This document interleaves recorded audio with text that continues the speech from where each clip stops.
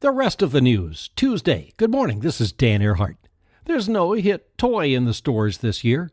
No must-have, Tickle Me Elmo. Why, oh why, ask some in retail, was there not a Curiosity Martian rover with a laser drill and rocket-powered sky crane? However, real books at real bookstores, what's left of them, are doing well this season. Steve Jobs' biography is a hit. Amy Winehouse' new album, Lioness, is top of the charts in Britain with originals and covers like Will You Still Love Me Tomorrow by the Shirelles and Our Day Will Come, Ruby and the Romantics. The Washington Post says that Chelsea Clinton didn't electrify broadcast journalism last night on NBC, continuing that she displayed so very little charisma, none at all. Newsday says her voice was pleasing and plummy, but monochromatic. She might run for Congress next year. Bernie Sanders has proposed a constitutional amendment to overturn the Citizens United Supreme Court ruling.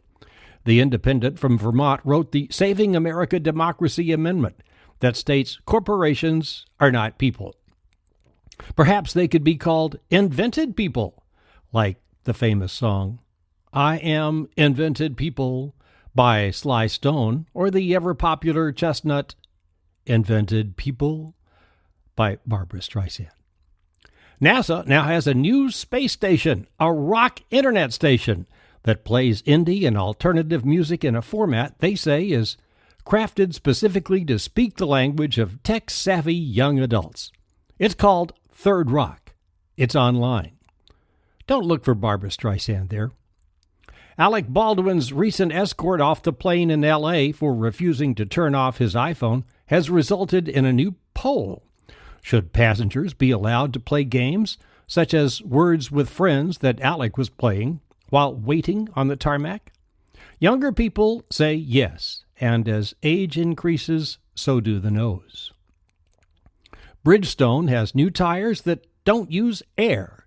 They're showing them off at the Tokyo Motor Show. How did Iran get that American RQ-170 drone?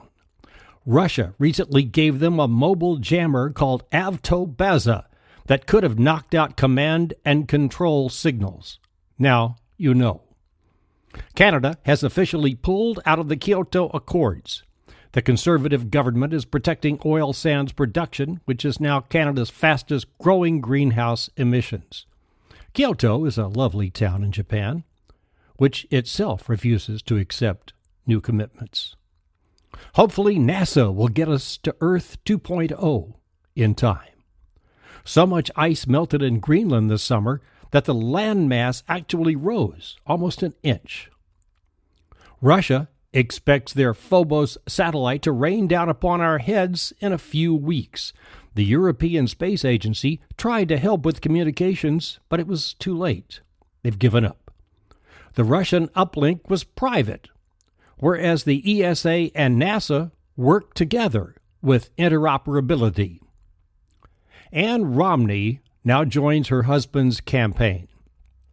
She describes how he stood by her as she battled multiple sclerosis, saying he won't abandon you in the hardest times, and I have fond feelings for Newt and Callista. At 62, Meryl Streep is on the cover of Vogue, and yes, that's a record. Dan Earhart, thanks for listening. See you tomorrow with the rest of the news.